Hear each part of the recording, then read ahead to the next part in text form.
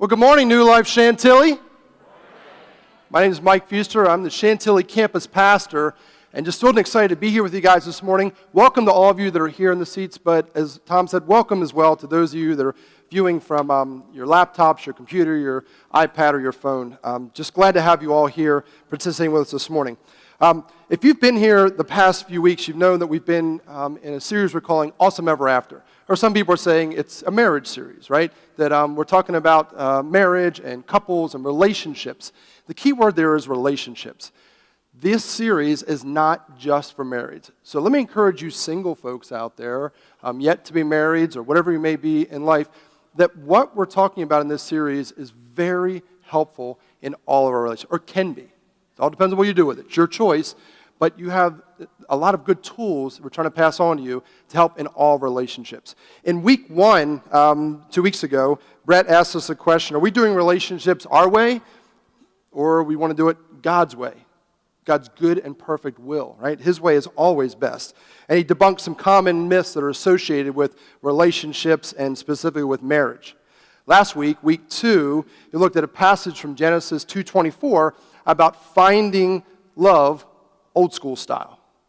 Well, this week, I have the pleasure of talking to you about fighting. I was like, yes, I love fighting. Hear me out on this. Not necessarily with one of you or even with my wife, right, or anyone in my family. It's not that. I am a huge mixed martial arts fan. Love MMA. I get angry every week every time they have these big fight events and they've only put them on pay-per-view, and I'm not going to pay $75 to watch them. That happened last night to one of those fights. Anyway, I'll wait for it to come out in a month and know who watched it. But what I love about mixed martial arts more than anything else is you have 2 men and also 2 women, they both have women fighting as well, step into a cage, into an octagon they call it, with the intent of killing each other. Now, not exactly, okay? I know some of you think, well, it's so violent, they want to kill each other. Not really. They have 2 intentions. 1, knock out their opponent, or 2, submit them. Cause them to say, ouch, uncle, I'm done, okay? That's how you win, one of those 2 ways. The beauty comes in after the fight's over. And if you don't believe me, watch one next time they're on, all right? These guys and gals, at the end of a fight, or if someone gets injured, the first person to go to their side or to show care is the other fighter. I've seen it all the time. Fight ends, the first thing to do is they hug and, they like, hey, great job. They're their biggest supporters because they know that could be them any day, all right? So I got this, my topic for the week is on fighting, and as much as I'd love to sit up here and talk to you about MMA all day and how I love it so much, what I want to talk about is conflict, all right? I know, scary word. Does anybody here really, truly like conflict? I don't think so. And it's my guess that a lot of you are like me, and your natural tendency is to run from conflict, to flee, to do all that you can to stay out of conflict in your marriage or in your work relationships or within your family, wherever it might be. What I want to talk about today is healthy conflict. Before that, will you pray with me?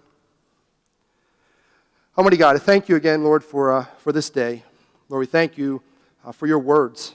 God, I just ask that you would speak through me. God, that you would open hearts and minds today to your words. And God, that they would be used to change us from the inside out. In your son's name I pray. Amen. So I want to talk about healthy conflict. And I propose to you that healthy conflict is a God-given reality. that God can use conflict to glorify himself and to grow us more like Christ. All right? As the author of marriage, God created the relationship between a husband and a wife to be the deepest and most intimate human connection possible. As a matter of fact, God used the word one to illustrate the splendor of intimacy found in a marriage. He said, "The two shall become one flesh." Marriage is about a man and a woman becoming one heart, one soul, one mind, and one body. And yet, one of the greatest threats to our oneness is unhealthy conflict. Conflict will take you toward one of two destinations: intimacy or disconnection. Since conflict is inevitable, it's going to happen, guaranteed, no doubt. It's like taxes. And every marriage has its challenges. The true test is how we choose to deal with them. And it is a choice. Apostle Paul writes this in Romans 12:18. He says, "If it's possible, so far as it depends on you, be at peace with all men." There's no doubt that these words were intended for married couples, but I don't think Paul was talking about peace at the expense of facing our issues as a couple. It's like the famous quote from this lady, Dorothy Thompson. She says, "Peace is not the absence of conflict, but the presence of creative alternatives for responding to conflict." Peace in a marriage happens not because there's no conflict. It happens when we successfully manage our differences. So it's how we choose to respond to conflict that produces the growth or creates that disconnection. Peace is taking the initiative to resolve a difficult argument or disagreement, not to avoid it. So the myth that I want to debunk today is that conflict is negative. I propose that conflict can be a healthy part of any relationship, especially marriage. I like this quote from William Channing: "Difficulties are meant to rouse, stir us, not discourage. The human spirit is to grow strong by conflict." Can I tell you something, married people? Your marriage needs conflict. And you non-marrieds, your relationships with your friends, your relatives, the people that you're closest to and you want to grow deeper with, they're going to experience and they need conflict. Healthy conflict. And yet, sadly, people rarely believe, right, that this is true. It's probably because conflict really is a topic that makes many of us feel uncomfortable. It can bring fear to our hearts and remind us of past failures, acts of which we might be ashamed. Our lives are scarred by battles and arguments with loved ones and friends. So what images come to mind when you think about conflict?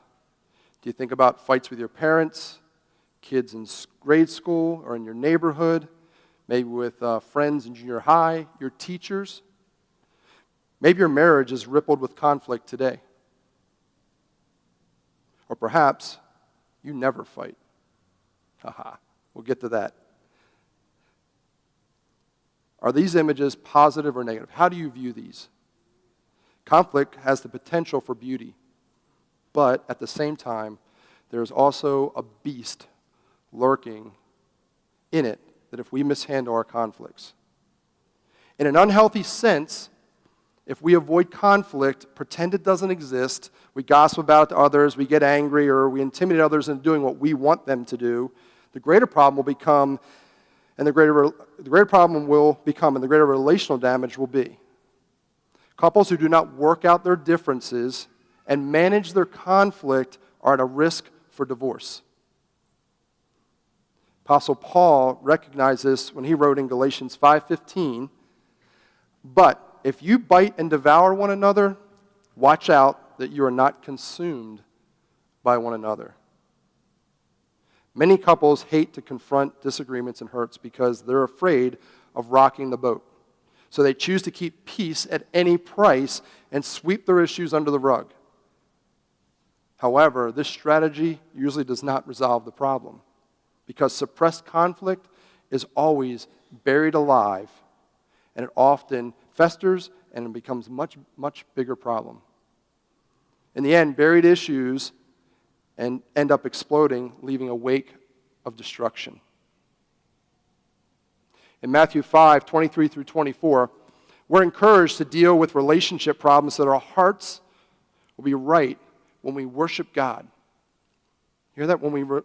Our hearts will be right when we worship. Conflict can be about worship. It says, so if you are offering your gift at the altar and there remember that your brother has something against you, leave your gift there before the altar and go. First, be reconciled to your brother and then come and offer your gift. Do you hear that? God's saying, go. Make amends with that person before you bring anything to me. Think resolving conflict is important to God? Can God use conflict for good? The difficulty with mishandled conflict is that it creates an unsafe environment. And when people feel unsafe, their heart closes and they disconnect. You experienced that? A hard heart is a kiss of death to a marriage. And that is exactly what prolonged, unhealthy conflict creates. A hard heart. King Solomon understood this, the reality of a hard heart. In Proverbs 18:19, he says, a brother offended is more unyielding than a strong city, and quarreling is like the bars of a castle. Not confronting and managing conflict often causes long-term resentment, which eventually destroys feelings of love in a marriage.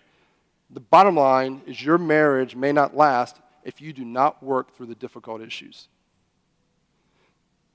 This is why two of the world's top marriage experts, this guy Scott Stanley and Howard Markman, they claim that the key to staying in love and staying married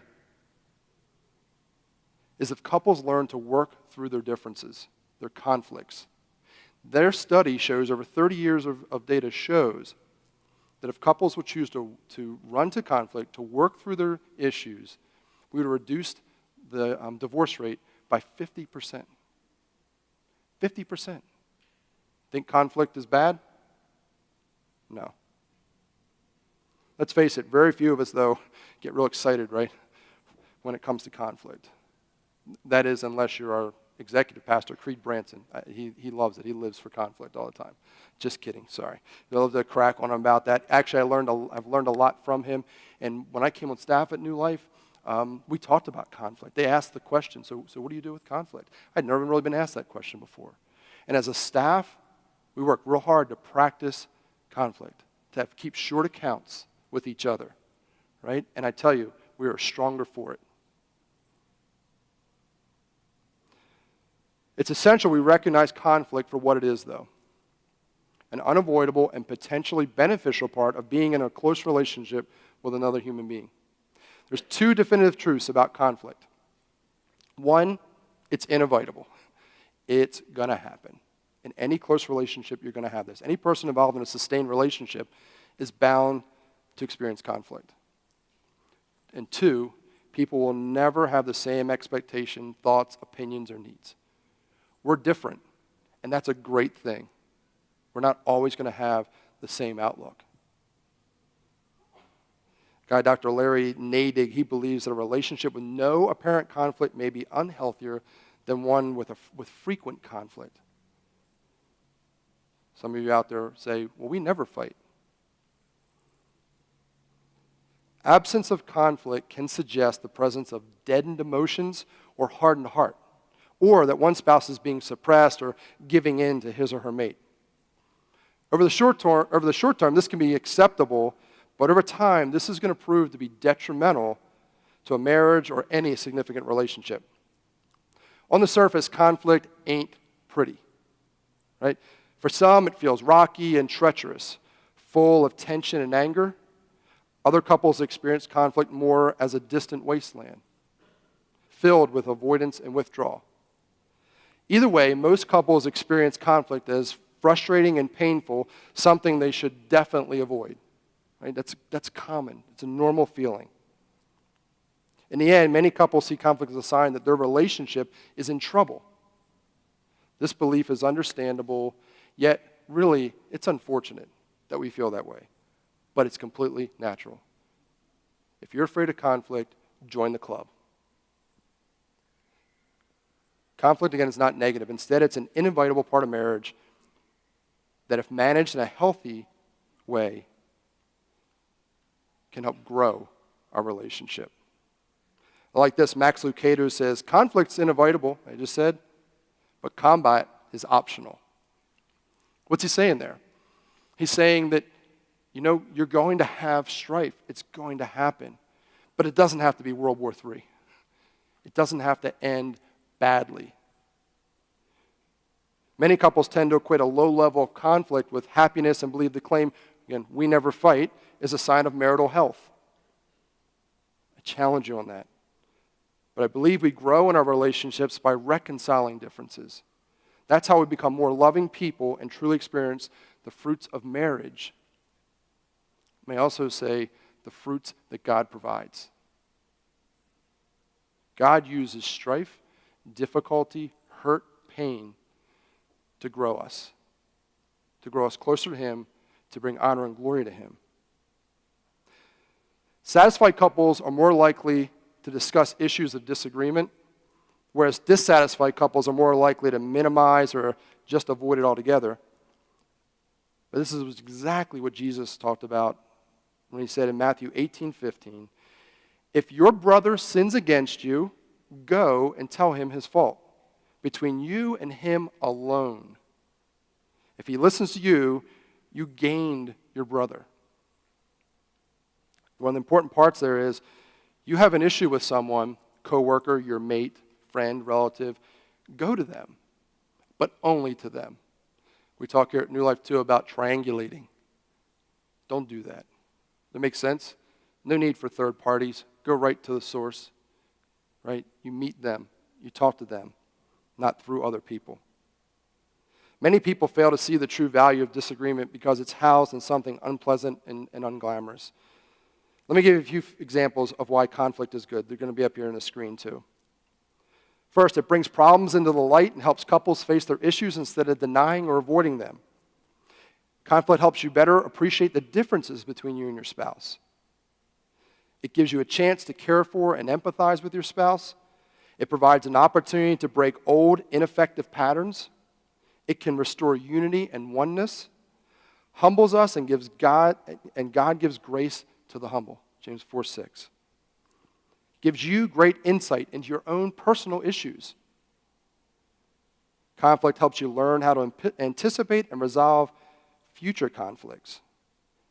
It brings you closer together as you listen, understand, and validate each other. We'll talk about those three a little later. Conflict provides a great source of information. For example, conflict can reveal the need to spend more time together. And lastly, conflict can raise you to higher levels of marital satisfaction every time you manage it well. Every time you manage your conflict well, your relationship grows. You grow closer and better for it. Isn't that a great list? We can do this if we choose to walk through conflict in a healthy way. Dale Carnegie has a cool quote. It says, fear not those who argue, but those who dodge. How about that? Right?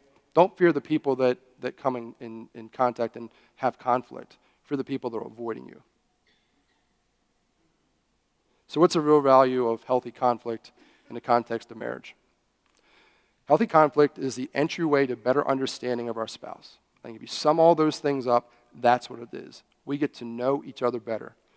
And might I propose that we'll grow in our intimacy with each other as we learn to handle conflict in a healthy way. On the one hand, healthy conflict can facilitate deeper understanding, trust, connection, and respect. Again, true intimacy. On the other hand, arguments can be unhealthy, causing frustration and hurt, disconnection, and hardened hearts. How conflicts are managed, not how many occur, is the critical factor in determining whether your relationship will be healthy or unhealthy. Mutually satisfying, unsatisfying. Friendly or unfriendly. Deep or shallow, intimate or cold. The reality is that conflict doesn't guarantee intimacy, but it can provide a foundation where deep connection can occur. This doesn't mean that we keep fighting to make up. Okay, let's just hear that, all right? It's not fighting for fighting's sake, and I know what you guys are thinking. Stop, all right? By the way, if you get this book, I didn't mention it earlier, but this book called Fight Your Way to a Better Marriage, I found this in my preparation. Great book. I took a lot of stuff from here. That list I gave you up there, there's one I cut out, by the way, that's on there about what conflict can lead to in a positive way. It has to do with where you guys were going. The moment we get into an argument, there's an open door to discover our spouse's most important feelings and needs. When our buttons get pushed, we should think, how about this? Think about it this way. Everyone has different things that perk them up, right? That get them on the defensive or to get them in arguments and things. What about this? What if instead of reacting to those things as we normally would, what if we were thankful? What if we were thankful for the opportunity we're being given to deepen our understanding of the other person and experience true intimacy? It's a choice. It's a change of mind, a change of thought. Instead of reacting to what's going on, be like, oh, okay, God, this is an opportunity. Again, I'm not telling you that it's an easy thing to do. I'm encouraging you and challenging you to think differently about the ways that we have fights, the way that we actually handle our conflicts. 1 Thessalonians 5:18 says it this way, give thanks in all circumstances.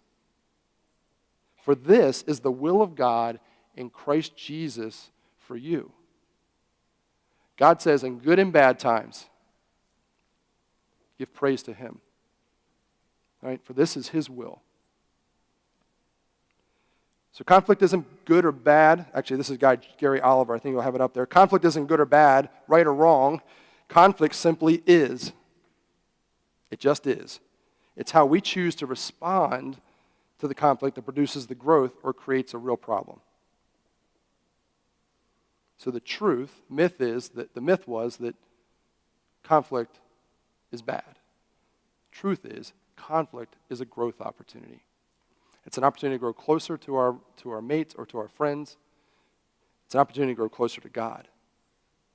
When conflict is managed in a healthy way, people feel safe to open their heart and reveal who they really are. They feel open to display their uniqueness and opinions and to share their concerns, hurts, fears, and frustrations. This is why conflict is a doorway to intimacy and why your marriage needs conflict. How you handle it will determine how it affects your relationship for better or for worse. So we have a choice. We can either return to our old patterns of dealing with conflict or walk through the doorway of a healthy conflict and into the deepest levels of intimacy and connection to a place that Peter envisioned in 1 Peter 1:22, where he says, having purified your souls by our obedience to the truth for a sincere brotherly love, love one another earnestly from a pure heart. Love each other deeply from the heart. The choice is yours. You can have a hardened heart, you can have an open heart. All right, what's core at the center of most, if not every, conflict? What drives every single experience when you get hurt by or frustrated at your spouse? It has everything to do with the fact that people push buttons and then we react. This creates a nasty relationship cycle that closes your heart and keeps you stuck in a pattern of unhealthy conflict. In this book, they talk about the reactive cycle. We react. There's another book that I recommend to people a lot. It's called The Crazy Cycle. Two books that I always recommend during marital counseling, premarital counseling, is this book, The Crazy Cycle, and the other one is one that Brett referred to last week, which is The 5 Love Languages. By the way, I have copies of both of these out at the tent if you're interested, either one. But The Crazy Cycle is based on Ephesians 5:33, and simply says this, however, let each of you love his wife as himself, and let the wife see that she respects her husband. Key words are love and respect. Right? Crazy Cycle. The book is actually called Love and Respect. They have a DVD series for it too. And what it essentially says is that when she doesn't feel loved, guys, she's not going to show you respect. And ladies, when he doesn't feel respected, he's not going to show love. Let that sink in. Guys, it doesn't mean that she's your slave and does everything you want. That's not what respect is about. And ladies, the respect that men crave, that we crave, is the respect as leaders, of leaders in our house who God's appointed us to be. And guys, God's built it into women for the desire, the need to be loved. Not that we don't need love, and not that women don't need respect, okay? But at a basic level, God has built those things into us. Craziness can be defined as doing the same thing over and over again. Right? You hear that before? Expecting different results every time. How nuts is that? It's crazy, right? Isn't it time that we apply God's truths to our relationships? It takes work.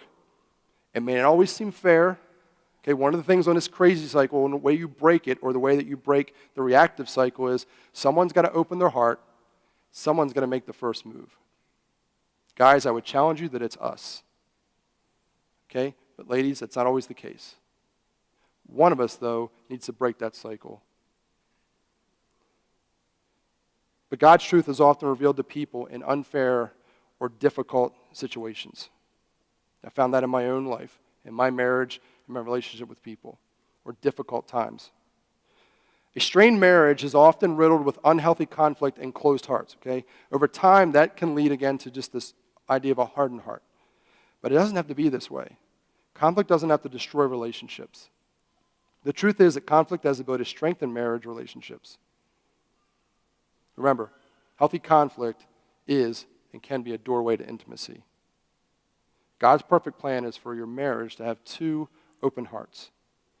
It takes much more effort and energy to stay closed and shut down than it does to be open. That's because that's the way God's wired us. God's unique design is that we would have open hearts. But the key to that, the key to having an open heart, is safety. And what I'm talking about is not physical safety, meaning falling over. And that's required as well, right? I'm talking about emotional safety. Emotional safety is a feeling to be free and open, to reveal who you really are while trusting that the other person will still love you, value, and can unconditionally accept you, right? Good and bad. Most, if not all of us, said that in our wedding vows, for better or for worse. As wonderful as it is to cherish your spouse's honoring or cherishing your spouse is the attitude that creates safe marriage. Okay, honor and cherish. Talk about safety, emotional safety. How do you get that? You honor and you cherish your spouse. Without honor, all marriage skills one can learn just won't work. It doesn't matter what you go to, what book you read. If you don't truly honor and respect your spouse for who they are, for all their goods and their bads, it's just not going to work. As wonderful it is to cherish your spouse and grow with attitude without action, though, is meaningless. In James 1:22, it says, "But be doers of the word and not hearers, only deceiving yourselves." What's saying there is, faith without actions is for nothing. Hear me this. Your belief in Christ, your faith in God, is not determined by your works. However, because of the blood that was shed for us, the love that God has for us, a natural outpouring of that, accepting Him as Lord, is works, right? To do His will, to live more and more like Christ.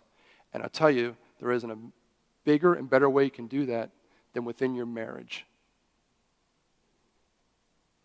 Satan wants nothing more than to come in and wreck your marriage because the devastation has ripple effects. But God wants to use your marriage to glorify Him and draw people to Him. I like this quote by a guy named Cabot Roberts. It says that people don't care how much you know until they know how much you care. Your spouse needs to know that you care, that you have their back, that you're safe. Your spouse is going to feel emotionally cared for when you attend to their heart. And the key to putting caring into action is compassion, having compassion for each other. Care and compassion break down opposition that's present during that reactive or that crazy cycle, right? True compassion, that's what it takes to break that. and creates two open hearts.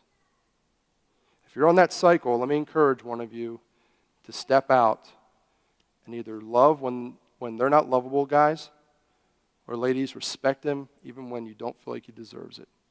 I challenge you to do that and see what happens. All right, the last thing I want to talk about in this is something from the book they call the love talk. Right, I've talked about or trying to encourage you that conflict isn't all bad. That conflict can be very good. Well, they use this acronym, LUVE, Love Talk, to help us with some practical ways that we can put this into action. Things you could do today or this week. And I'm not going to have time to delve into each one real deeply. I'm going to encourage you maybe to take a look at the book for yourselves. But the first letter in that is L, and it stands for listen. James 1:19 says, "Know this, my beloved brothers, let every person be quick to hear, slow to speak, and slow to anger." I like saying this. When I was in sales for 20 plus years before going into full-time ministry, and I do a lot of trainings and things like that. And you may have heard this before, but I'd always say, hey, God gave you 2 ears and 1 mouth, right, for a reason. Be quick to listen, slow to speak. We want to be attentive listeners to our mates, right? When we get to know what's going on inside of them, we have to be active listeners. We have to truly listen and not be thinking ahead of our actions. The U in that stands for understand. Proverbs 4:7 says, "The beginning of wisdom is this, get wisdom, and whatever you get insight." Another version says it this way, "Though it cost you all you have, get understanding." Stephen Covey, in his best-selling book, The 7 Habits of Highly Effective People, it's very popular in the business world as well as the church world, his 5th habit, this is great, seek first to understand, then to be understood. But if you're like most people, it's the opposite. You seek first to be understood. You want to get your point across. And in doing so, you may ignore the other person completely. You pretend that you're listening, right? You pretend, selectively hear only certain parts of the conversation, or do you attentively focus on the words being said, but miss the meaning entirely? Why does this happen? Because most people listen with the intent to reply, not to understand. You listen to yourself as you're preparing your mind, what you're going to say, the questions you're going to ask, etc. You filter everything you hear through your life experiences, your frame of reference. You check what you hear against your autobiography and see how it measures up. You doing that? And consequently, you decide prematurely on your own what the other person means before he or she finishes communicating. Anyone guilty of that?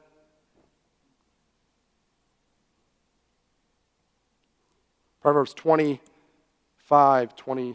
verse 5 says, "The purpose in a man's heart is like deep water, but a man of understanding will draw it out." A man of understanding. Seek first to understand, then to be understood. Be an active listener and seek to understand. The V in the love is validate. This one I could go on for a long time with. But I've got three things the book actually points out about validating your spouse or the person that you're in conflict with. Right? This is a way to have healthy conflict. These are steps, things that you should include to have healthy conflict. Validate. 1, repeat back what they're saying.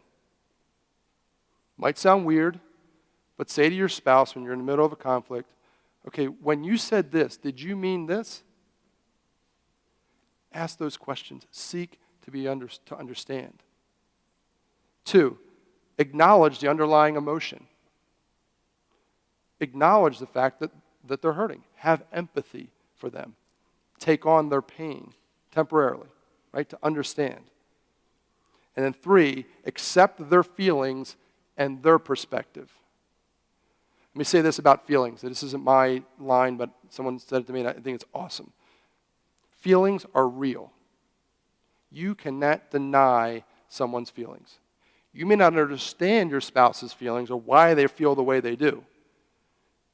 Anybody ever say that? Well, I don't know why you feel that way. That's so common.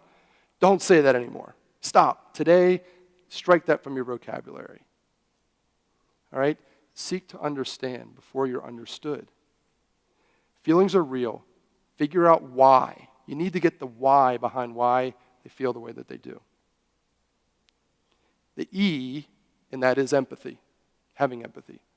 Like I said, what that means is to take on, right, the other person's pain, to understand it. Funny thing, I did this thing called Strength Finders. It's great. I encourage everybody to do it. It's a personality kind of test. Told me a whole lot about myself.